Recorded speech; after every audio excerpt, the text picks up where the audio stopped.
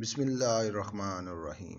جب انسان کی آنکھوں سے آنسو بہتے ہیں تو اس پر رب کی رحمت برستی ہے۔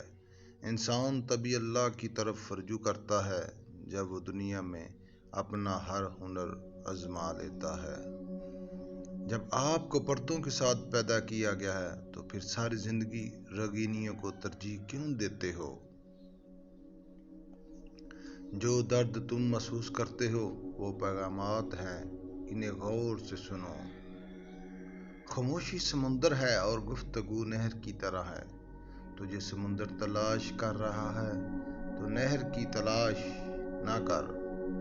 اگر تم عظمت کی بلندیوں کو چھونا چاہتے ہو تو اپنے دل میں انسانیت کے لیے نفرت کے بجائے محبت آباد کرو۔ کسی نے مولانا جلال الدین رومی سے پوچھا، دنیا کیا ہے؟ فرمایا، ہر وہ چیز دنیا ہے جو تمہیں اللہ سے دور کرے۔ بیدار کر دینے والا غم غافل کر دینے والی خوشی سے بہتر ہے۔